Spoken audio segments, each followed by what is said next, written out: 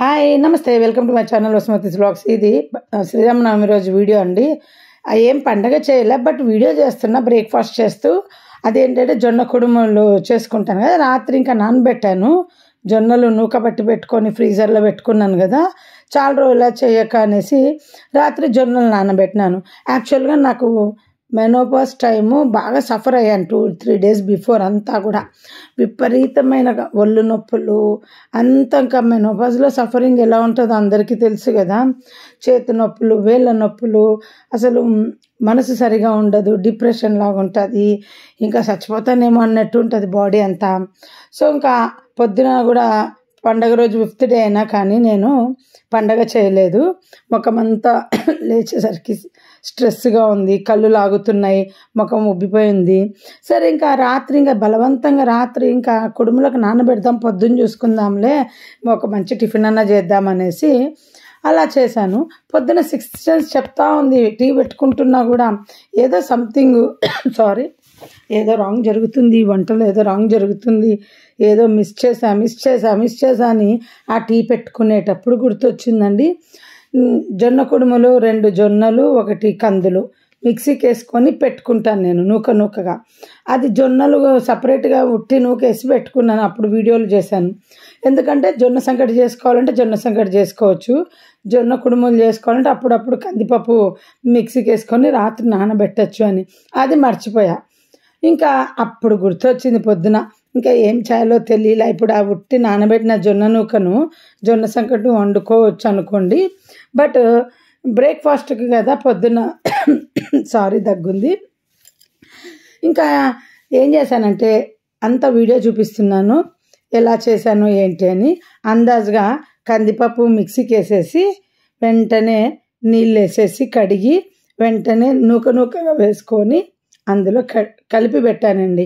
ఒక అరగంట తర్వాత కుడుములు పెట్టాను. మా ఆయన తిని తీసుకెళ్ళాడు. అంత వీడియో మీకు చూపిస్తున్నాను. ఇంకా పిల్లలు లేచేసరికి ఇంకొక గంట లేట్ అయిపోయింది. అప్పుడు ఇంకా బాగా వచ్చినాయి. మా ఆయనకు పెట్టినప్పుడు కొంచెం నూక వచ్చింది. బట్ అలా మిస్ అయినప్పుడు ఎప్పుడైనా మీరు కూడా ఏ వంటనైనా ఐడియా వేసుకొని సరి చేసుకోవాలి. అయ్యో ఇప్పుడు ఇంక రాత్రి నానాల్సిన కందులు ఇప్పుడు పగులు నానితే ఎట్లా అని అనుకోలేదు, ఎందుకంటే స్టీమ్ బాయిల్ అవుతుంది. సన్నగా నూకేసేసుకున్నాను, ఒక అరగంట నానబెట్టిన. ఇంకా ఫైనల్లీ చేసేసాను అనుకోండి, ప్రాబ్లం ఏం అవ్వలేదు. ఇంకా ఏంటంటే ఆ రోజు నాకు ముందు రోజు బాగా ఇంట్లో అరిచానండి, నా వల్ల కాలేదు, నాకు కాళ్ళు నొప్పులు, నేను పని చేయలేనని బాగా బాధ బయటికి చెప్పుకున్నానండి. ఏడ్చేంత చెప్పుకుంటానండి ఇంట్లో పిల్లలకు, మా ఆయనకు. ఎందుకంటే ఇప్పుడు వాళ్ళు నాకు హెల్ప్ చేస్తున్నారు, కానీ ఎంత హెల్ప్ చేసినా నాకు సరిపోవటం లేదు వాళ్ళ హెల్ప్. ఎందుకంటే ఇప్పుడు మా వారేమో ఇల్లు ఊడవడం తుడవడం చేస్తారు, నా గిన్నెలు తీస్తారు, అప్పుడప్పుడు నాకు బట్టలు మడత పెట్టిస్తారు. పిల్లలేమో వాళ్ళ బట్టలు వాళ్ళు తీసి పెట్టుకుంటారు, వాళ్ళ రూమ్ క్లీనింగ్ వాళ్ళు చేసుకుంటారు. ఇంకా బాత్రూమ్ అంటారా, అర్బన్ క్లీనింగ్ వాళ్ళు వచ్చి చేసిపోతారు మంత్లీ వన్స్. బట్ పిల్లల బాత్రూమ్ గలీజ్ మధ్యలో అనిపిస్తే వాళ్ళు కడుక్కుంటారు, మధ్యలో మాది క్లీన్ చేసుకుంటాం. ఎప్పుడైనా అది కూడా మా వారు చేస్తారు. ఇంకా నాకు ఐరన్ అయితే బయట ఇస్తున్నామో కొంచెం నేను చేసుకుంటున్నాను.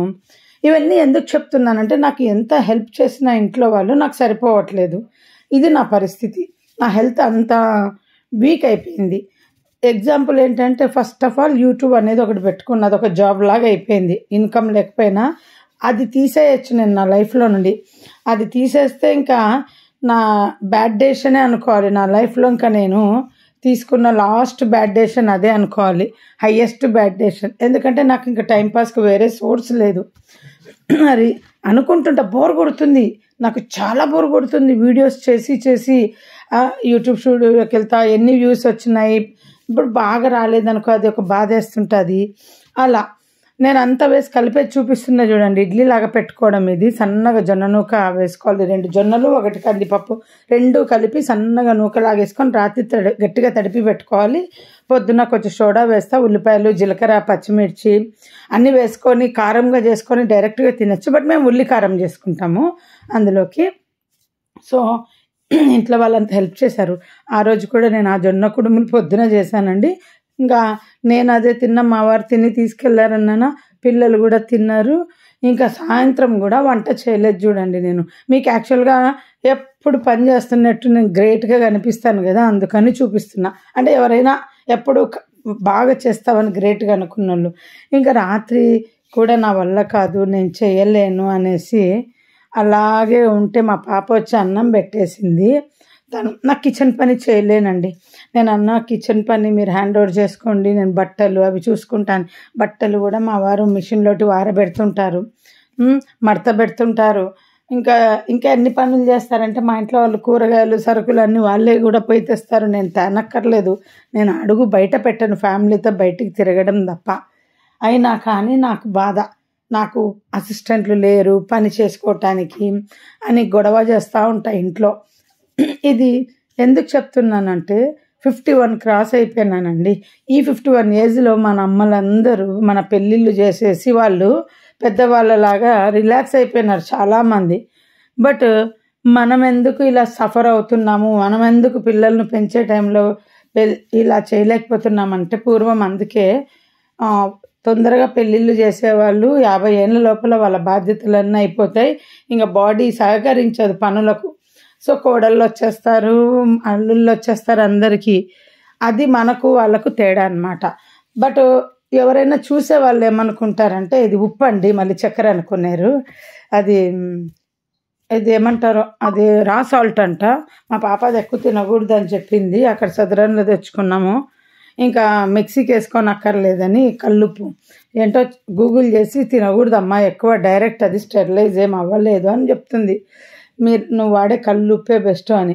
సో ఇంకా తెచ్చుకున్నాం. మా ఆయన ఎప్పుడు అదే దొరుకుతుంది అనమాట, ఇంకా అదే వాడాం. సో నేనేం చెప్తున్నానంటే ఇంకా ప్రాబ్లం అని చెప్పాను కదా మీకు. ఇప్పుడు మా పిల్లలకి ఇదే మాట చెప్తున్నా, మీ జనరేషన్ లాగా మేము పెళ్ళి చేసుకున్నాం చూడండి. నేను మీ అందరు కాదు, ఎందుకంటే నేను పెళ్ళి చేసుకునేసరికి నాకు 25 years కంప్లీట్ అయినాయి. నా పెళ్ళి టైంకు కంప్లీట్ అయి 26 పన్నాయి.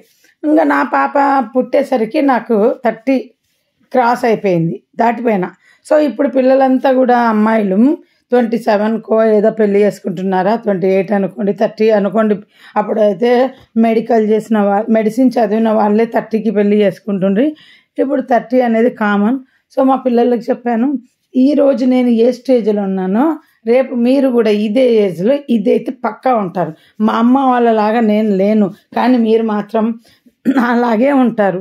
ఇంత ఎనర్జీగా నేను పని చేసుకుంటున్నాను. నాకే ఈ 50th ఇయర్లో 51 క్రాస్ అయ్యాక ఇలా ఉంది. మీరు ఇంకా ఉద్యోగాలు చేసుకుంటూ మీ పరిస్థితులు ఎట్లుంటాయో ఆలోచించుకోండి అని చెప్పాను. దానివల్ల మా పిల్లల్ని తొందరగా పెళ్ళి చేసుకోమని కాదు, వాళ్ళకి చెప్పాను మీ జీవితము ఇప్పుడే చూసేసుకోండి అని చెప్పిన. మీరు అనుకోవచ్చు మా అమ్మకంటే మేము బాగా చేసుకుంటాము, మేము వంటామని పెట్టుకుంటా పనామని పెట్టుకుంటా అని.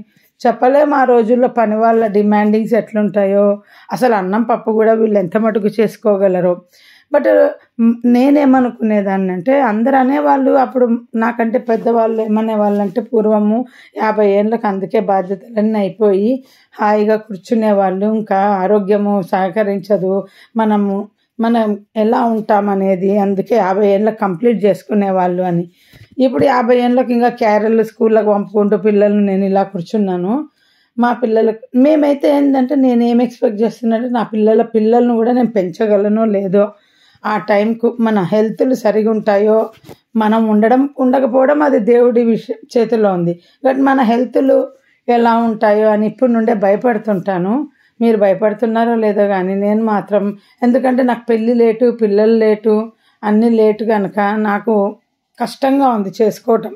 అందుకని ఇంకా చూడండి న్యూరో ప్రాబ్లం వచ్చేసిందా. మా డాక్టర్ ఏమన్నాడంటే, ఇంకా పోలేదు డాక్టర్ దగ్గరికి, ఆయన ఏమన్నాడంటే 70 ఏళ్ళలో రావాల్సినది నీకు ఇప్పుడే వచ్చింది, సో ట్రీట్మెంట్ ద్వారా బాగా అయిపోతుంది, అదే 70 ఏళ్ళకంటే బాగా ఏది కాదు అన్నాడు. ఇప్పుడు నేను అదృష్టవంతురాలను అనుకోవాలన్నా దురదృష్టవంతురాలను అనుకోవాలన్నా? 70 ఏళ్ళలో వచ్చింటే బాగుండని ఇప్పుడు అనుకుంటున్నాను, ఎందుకంటే 70 ఏళ్ళకు నా బాధ్యతలు అయిపోతాయి. ఇంకా అప్పుడు నాకేమి జబ్బులు ఉంటే నాకేంటి, బెడ్లో ఉంటాను చేసి తోడు వాళ్ళ తిప్పలు వాళ్ళు పడతారు, లేదా పైకి పోతాం. కానీ ఇప్పుడు వచ్చింది కదా, ఇది నాకు ఎంత సమస్యగా ఉందంటే, నేను ఇంట్లో చెప్పి చెప్పి ఏడ్చుకుంటున్నాను.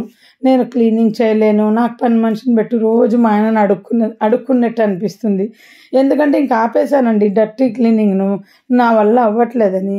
సో మా పెద్ద పాప పాపం తను మొదలు పెట్టుకుంది, ఇంకమ్మ నువ్వు చెయ్యవు, పని మనిషి దొరకదు, చూస్తూ ఆ డస్ట్ మేము ఉండలేకపోతున్నాం, నేనే రోజు కొంచెం వీలైనంత చేస్తుంటాను అని అన్నది. ఇది లిడ్ ఓపెన్ చేశాక బాగుంటే మీకు చూపిస్తాను.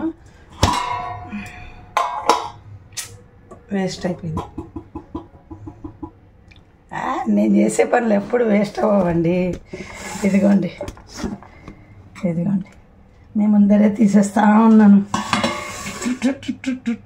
ఏం వేస్ట్ అవ్వలే, బ్రహ్మాండంగా వచ్చింది.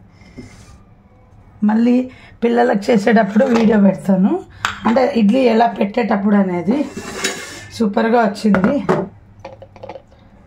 టేస్ట్ చేస్తా. బాగుంది.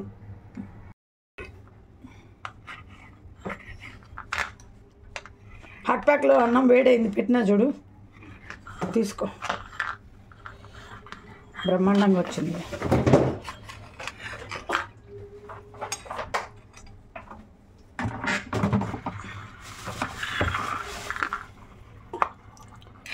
కానీ ఏమంటే మేము తినేసరికి కొంచెం నానుతుంది. ఇంకా ముందు రోజు అన్నము వండింది మా ఆయన, పండగ రోజు వద్దులంటే కూడా వినకుండా పుదీనా రైస్ చేసింటి. రాత్రి పాప అన్నం పెట్టేసిండే, మధ్యాహ్నం ఉట్టన్నం మీద తిన్నాం, అన్నం దండిగా ఉందంటే ఇంకా పుదీనా రైస్ అప్పటికప్పుడు కలిపానులేండి. గుర్తొచ్చింది మీకు ఇందాక చెప్పినప్పుడు, నేను పాప అన్నం ఒకటి పెట్టిందన్న, కానీ ఇంకా పెద్ద పాపకు పెరగన్నం అది తింటే కడుపుని వస్తుంది, పచ్చడి ఎక్కువ తినలేదు, సరే అనేసి పుదీనా రైస్ కలిపాను. ఇక మా ఆయన బాక్స్కు ఇట్లా తీసుకెళ్లారనమాట, కుడుములు తీసుకెళ్లారు. ఆయన ఇంకా ఏంటంటే ఆయనకు ఫీల్డ్ వర్క్, ఇంకా ఆయన తిరుగుతూ కారులోనే తింటాడనమాట. సరే ఇంకా ఆ రోజు ఆయన అది కూడా తినలేదండి. ఎవరో ఎక్కడో వెళ్తే ఆయనకు ఈరోజు పండగ తినండి అని పండగ భోజనం పెట్టారంట. ఇక్కడ బండారా చేస్తుంటారు, ఎక్కువ పంచుతూ ఉంటారు ఈ ఫెస్టివల్కు. సరే అది తిన్నానంటే పర్వాలేదు, ఇంటికి తెచ్చుకొని ఓవెన్లో పెట్టుకొని తిన్నారండి. చాలా టేస్టీగా ఉంటుంది చూడండి. ఉల్లిపాయలు దంచుకొని ఉప్పు కారం వేసుకొని చక్కగా రోట్లో తినచ్చు. కానీ నేను ఈ ఎక్స్ట్రాలు చేయట్లే, చూపించాను మీకు. మా ఆయన పండుమిర్చి పచ్చడి ఇచ్చి పంపించిన, నిదానంగా ఉల్లికారం చేశాను పిల్లలకు ఒక్కటే. నేను కూడా పండుమిర్చి పచ్చడితోనే తిన్నాను. అయిపోయినాయి చూడండి.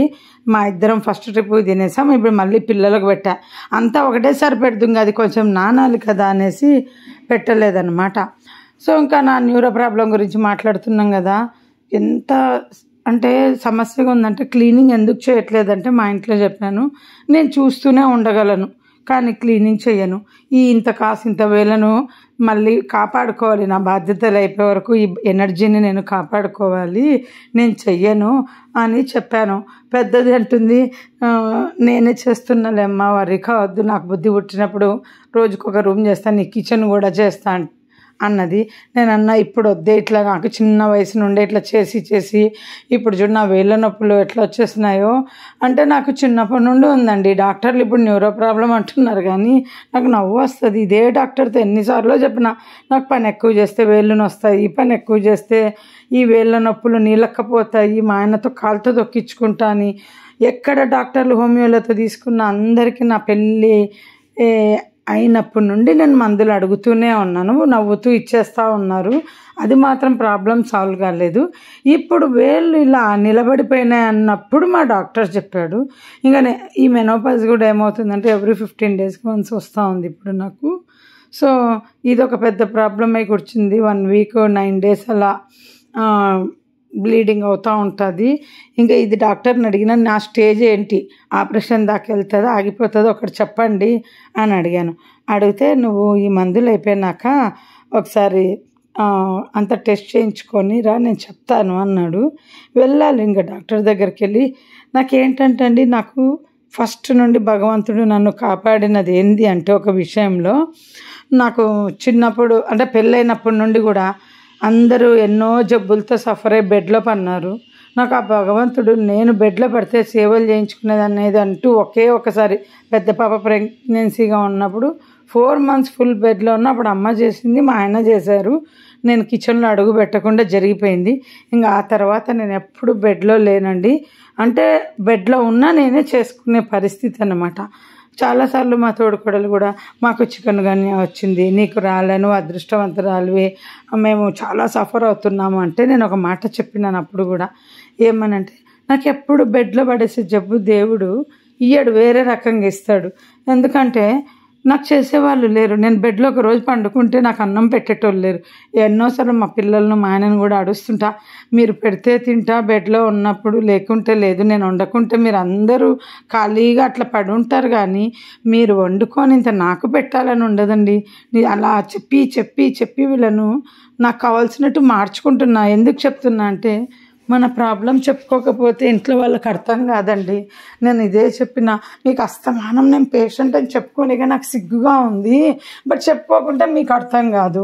చెబితే మీరు ఏమనుకుంటారో నాకు తెలియదు. నా ఏజ్ మీరు అర్థం చేసుకునే ఏజ్ కాదు. మా ఆయన ఏమో మగాయన అయిపోయా. మా పిల్లలకు చెప్పా, మీరు నా ప్రాబ్లం అర్థం చేసుకునే ఏజ్ మీరు వచ్చేసరికి కానీ మీకు అర్థం కాదు.